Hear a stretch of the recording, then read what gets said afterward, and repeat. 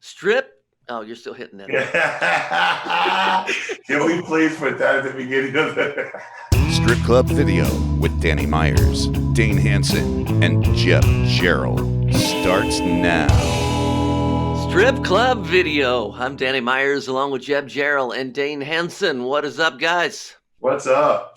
Good, man. We got a cool show today. We're going to talk about a couple of things. We're going to, the main subject is going to be applying for a strip club job, whether it be a DJ, entertainer. There's all kinds of different things.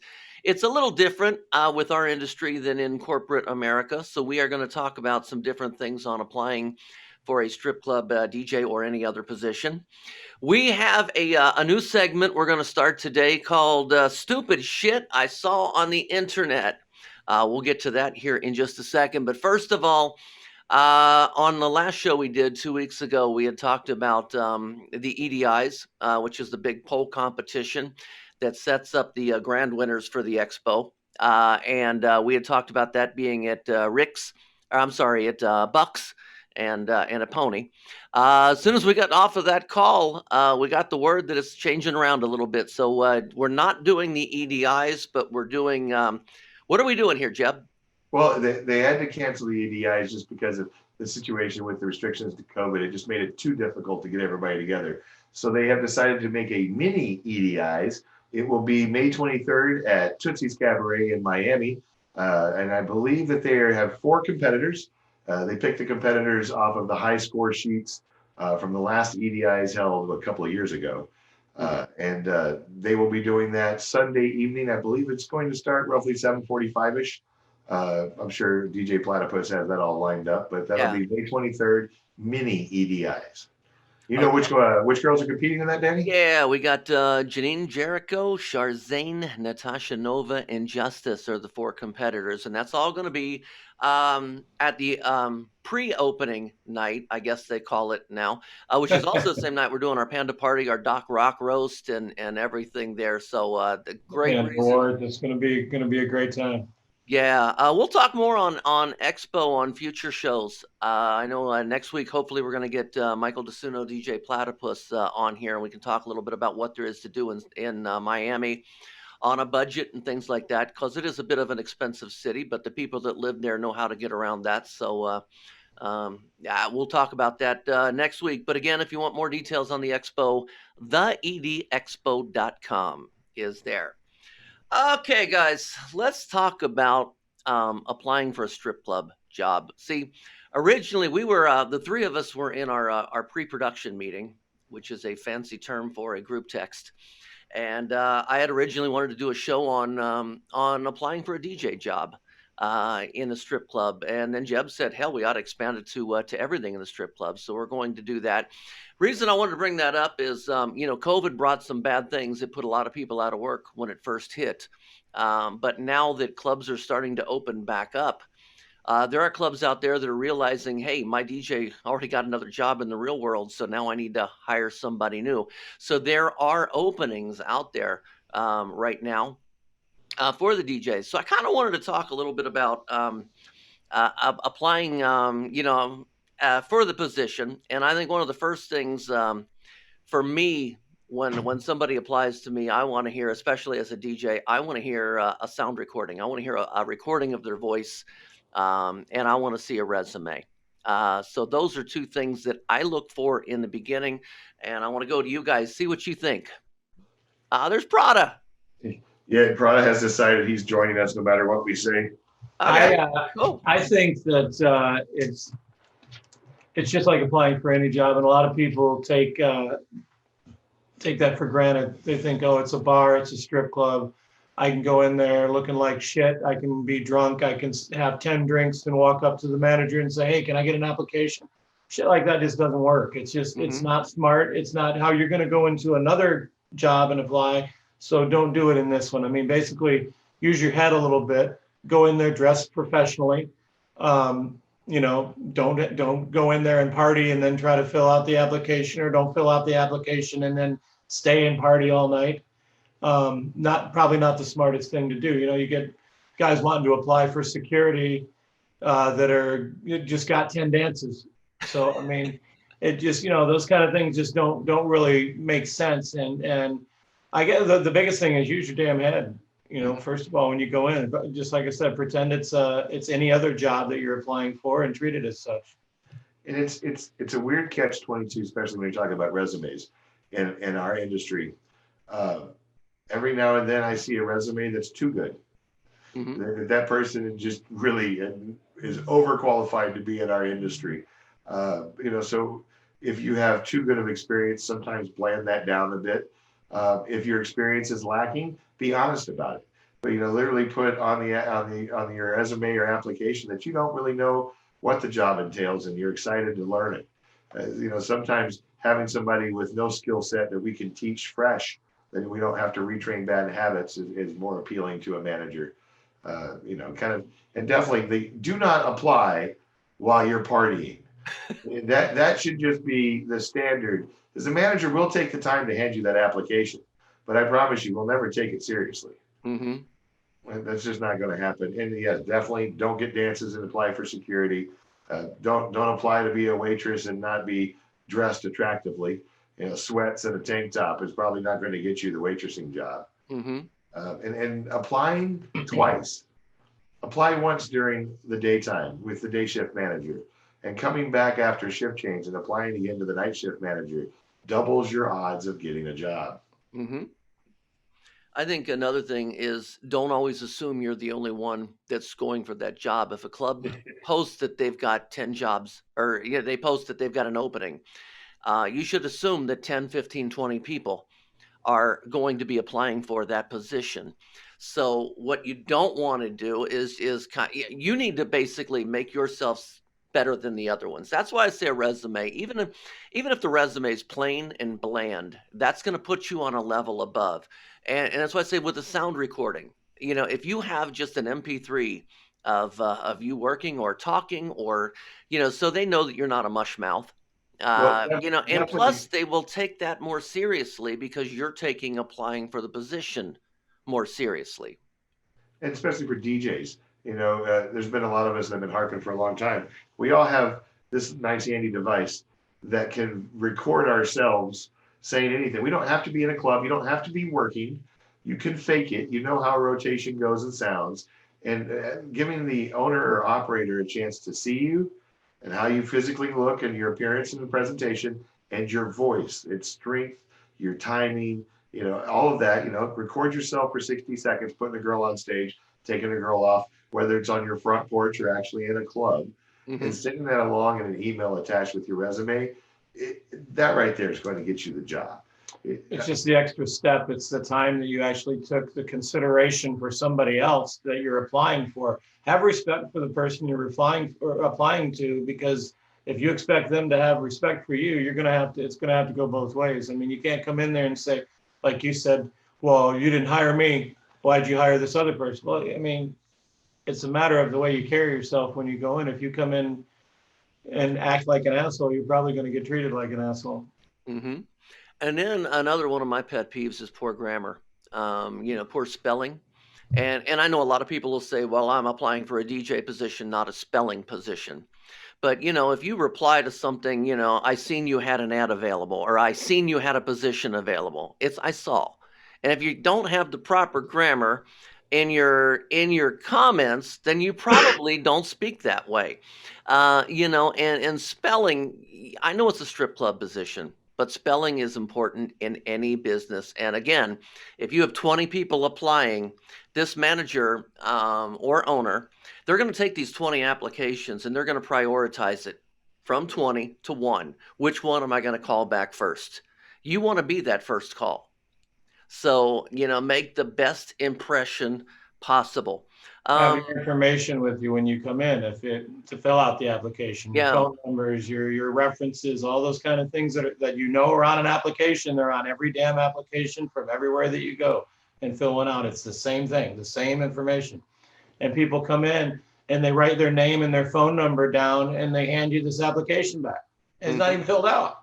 I mean, again, just treat it like any other job. That's the biggest thing that I see that in the strip clubs when people come to interview, that for any position, whether it's DJ or otherwise, besides them coming in and thinking they can party and then ask for the job, is the fact that they can't fill out the damn application. There's no professionalism whatsoever, and they seem very entitled when they come in, and not like they're really looking for a job a lot of times. Mm-hmm. Another thing is research the club. Get on their website, see what kind of a club it is. Know in advance a little bit about what you're going into. From a DJ standpoint, know what their promotions are, and that way, if they give you an audition chance to go in and talk, that Monday night is bikini contest night, and you can actually do a plug for that while you're doing your audition, your interview, and then they know that you looked into things a little bit. That is killer advice That's right there, Danny. That's great killer advice. See, Find out what they offer and use that to your advantage. I couldn't agree more with that. yeah. What about attire? Let's talk about. I'm going to put it in a DJ position, but any position. What do you wear? In my opinion, I'm going to start off by saying again, research the club. You want to dress, in my opinion, a little above what your guests are going to be, and know the club. If you're going to apply at an upscale place, then you should wear a suit and tie. And sometimes a suit and tie is a little too much for the corner redneck bar. So, what do you guys think? I always say go your church clothes. Church clothes. I mean, there's a reason you own those. There's a reason you wear them to church. There's a reason people know the phrase church clothes. That's what you apply for any job, anywhere, not just our industry, but anywhere. Your best, sharp looking outfit that makes you look clean, presentable, and professional. Yeah, definitely clean and professional. If you have a beard, trim it. Make sure that everything's trimmed and neat. Make sure your hair is neat. Make sure, again, when you look at somebody, you get a first impression. And if it's for a job or anything else, you see somebody and you automatically have that presumption of what you think about them. I can look at somebody and go, I'm not hiring that fucking guy without even talking to him. But had they been in a different the presentation or the packaging, had it been different, then maybe they could have had that opportunity. Could have been a great guy, could have been a great employee, hard worker. But you're not going to get that foot in the door if you make a bad first impression. That's the hardest thing to do, is to recover from a bad first impression. Mm-hmm. Well, let me ask you guys, because this is an interesting question for me to ask the two of you, but I have had people come in and just smell like a fucking weed factory. I mean, because they sat in their car before I'd hire they them. came in. Yeah. You got the good deals. But I mean, honestly, I know for me, and I'm not a weed smoker. I don't care if people smoke weed. I have a problem with people that are dependent on weed that could not come into the application process, or could not come into the club without having to sit in their car and get stoned, and they smell like a weed factory when they walk in. You guys both do smoke, so I want your opinion on that. You may differ. Well, for me, it's if you smell like anything that doesn't smell pleasant, you failed. If you put on 20 alcohol, weed, whatever. But even if you put on 20 shots of your best smelling cologne and it's overpowering, that's just as bad. But if you come in and you smell like you've been drinking for 3 days and smell like a brewery, it's just as bad to me as if you smell like a blunt you just came out of the car. And that once again goes back to the presentation of professionalism and being clean and well kept. I'm glad you're a stoner. Congratulations. But when you're going for a job, you go for a job like everyone else and be as clean and presentable as possible. And that smells. And some of us may like it, but you're definitely advertising, and that's not what our jobs are about. Mm-hmm.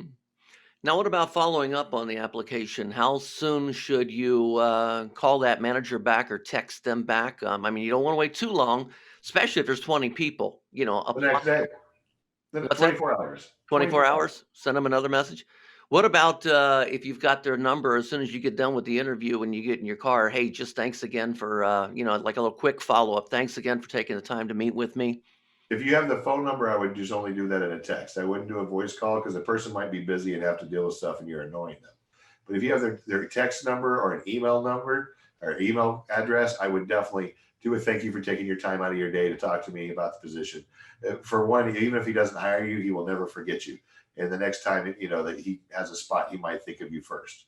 Mm-hmm. And that's one thing too. The better impression you put on your application process may not get you the first job, but it might get you the second one because they had somebody that might have been a little bit better, or it might have been somebody's cousin or nephew that wanted the job, that they got the position for other reasons. And the next time they had something, they thought of you because of that. Most managers have a stack of applications, and the stack that's on top are the ones that didn't quite make the first cut, but you don't want to get rid of them. You want to make sure that they're still there just in case something else comes up, or, it was that right on the edge kind of person. And there's a whole lot of them that get filed.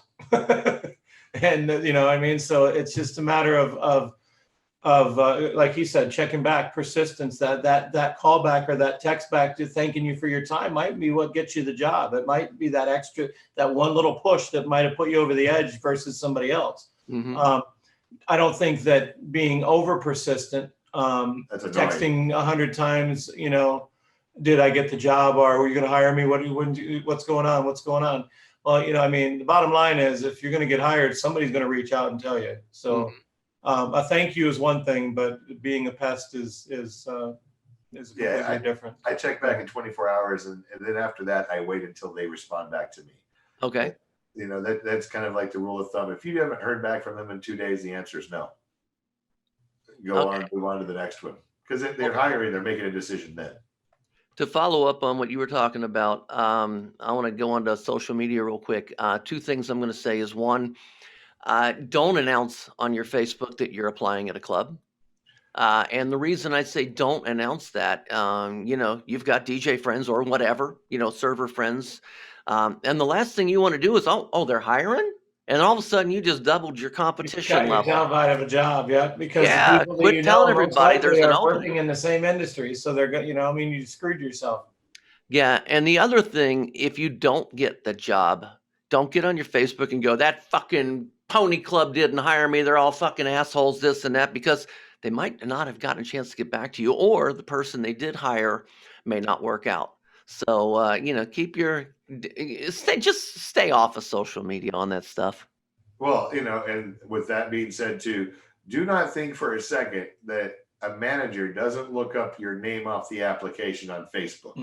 I would. And see what kind of stuff do you post? What are your habits? Are you, for a couple of reasons. One, because are you going to be a good team player, building and posting for the club and getting the social media out? How many friends do you have? What kind of friends are they?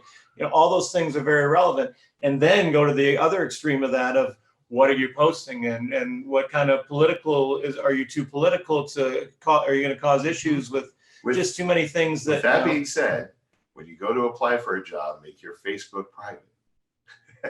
If you're what? Make your Facebook private, where they can't see everything. That's a really good way to, you leave everything out there for the world to look at. They're going to judge you by it. So make sure if you're going to get a job off social media presence, which when I was managing, if I'm looking for a waitress or a bartender, I'm looking for someone with a following. I'm looking for somebody who's going to bring me 5 new faces because they're excited that their friend has a new job. So I'm looking for that social media experience.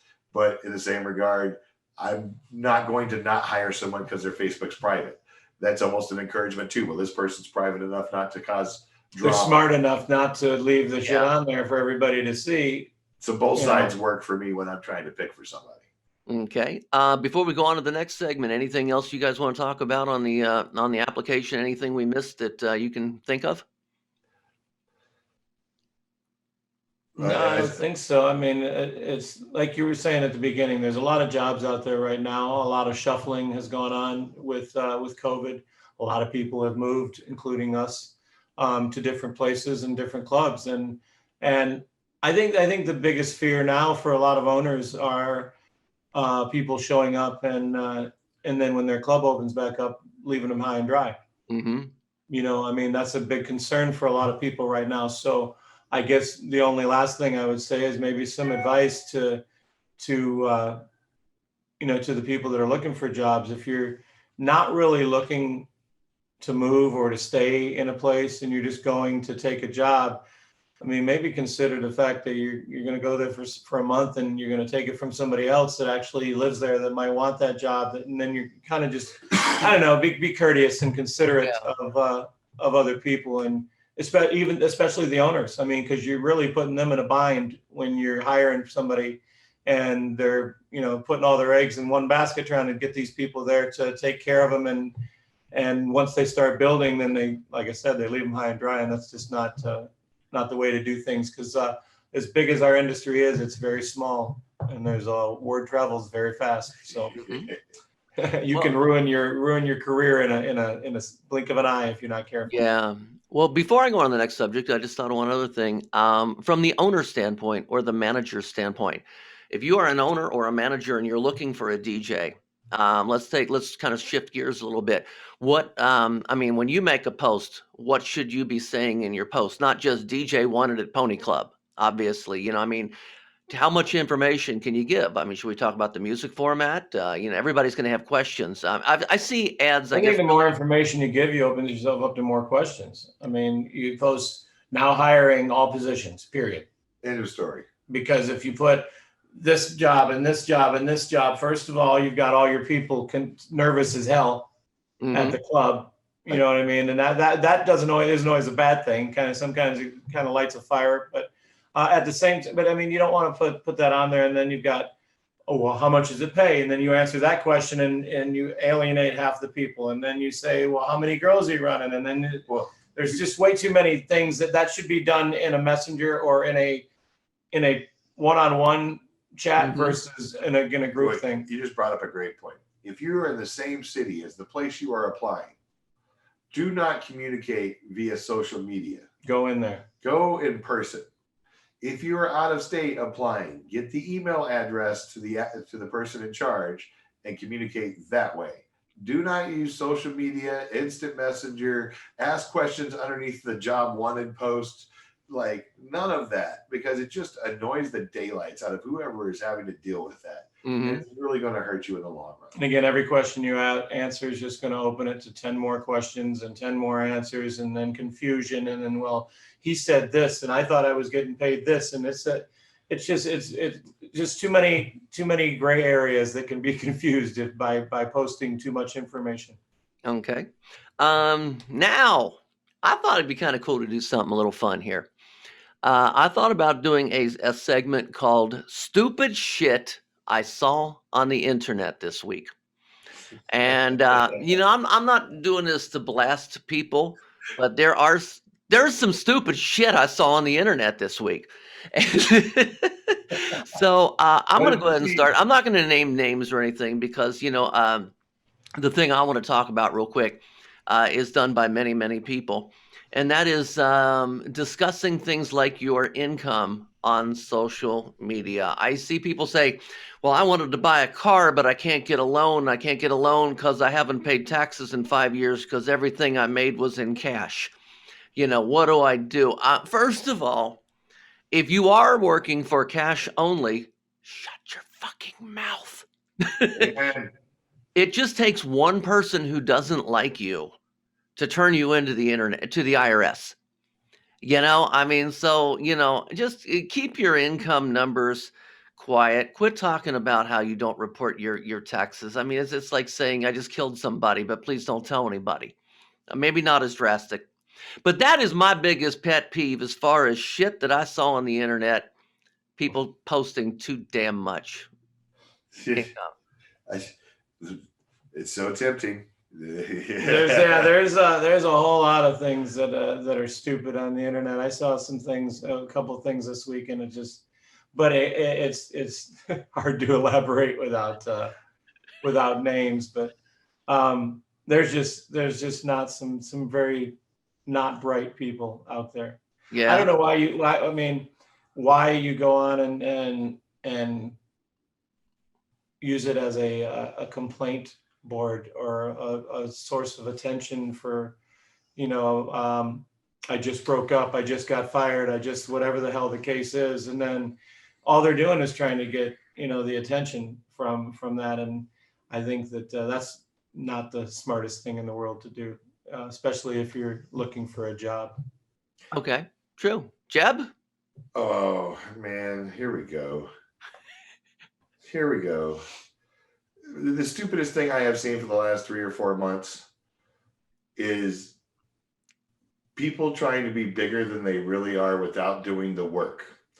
And I'll be specific. We've got lots of traveling entertainers all over the country. They're all from different clubs. Everyone thinks they're the best in their club and run around the country.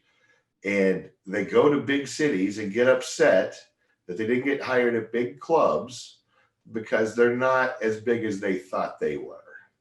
And they go online and they're upset and they whine and complain and they try to drum up support when they haven't put forth the effort or the energy to be at that level. And there's we live in a very shallow how world, if you will. To become a professional in our business on that stage, you have to have a spectacular body and a spectacular attitude. And it has to go together with a spectacular work ethic. And those three things make a top tier entertainer or a feature. But if your body isn't there, if your personality isn't up to par, if your work ethic sucks, then it doesn't matter how many titles you make up or claim that you have or fabricate. It's still, you know. And you're not fooling anybody. Lipstick on a pig. and I'm sure that's going to drum up some negative issues, but it's starting to drive a lot of us absolutely crazy. Mm-hmm. There are some spectacular entertainers out there traveling around and working really hard to build themselves up, find a new home club, get into the feature world. You know, I being close to Dana and Lacey, I get to see a lot more of the young and upcoming features and the amount of work and effort these girls put in to try to get to that level. To see someone who's just, you know, then you've got that 10% that fucks it up for everybody in every industry, in every walk of life. There's that 10% that's going to ruin it for everybody else, and that's what's happening. So that's the stupid shit I saw on the internet. We could say the same for DJs too, because there's some oh my DJs God. that think that they are a whole lot better than they are, and you know, so. Okay, well, that was good. I saw on the internet. We are recording this on Tuesday. I hope to get this aired tonight before I go into work, but tomorrow or Wednesday, let's just say, I'm going to be out there with you guys. Panda takes over Huntsville. Oh, yeah. Looking forward to it. Golden G-string. Going to be a Golden G-string. And it's a full moon this week. And the full moon? And it's a full moon, so bring your shoes, man. It's time to party. But see, Michael's coming too, right? Michael's coming. And Andrew Cutts lands tomorrow. Cutts, yeah. I'll be there Thursday, Friday, actually. So, props to Michael for that track. If you guys have not, was that great or what? It's unbelievable. That was a great video. Maybe Danny can tag it in this on the show so everybody can get a chance to listen that hasn't checked it out already. But come down and see us. The party's going to be all weekend, 3 nights, and Saturday night we're going to celebrate getting through the week. So come on down and hang out with us. Awesome. We will see you guys then. Strip Club Video, Jeb Jarrell, Dane Hansen, Danny Meyers. Thanks.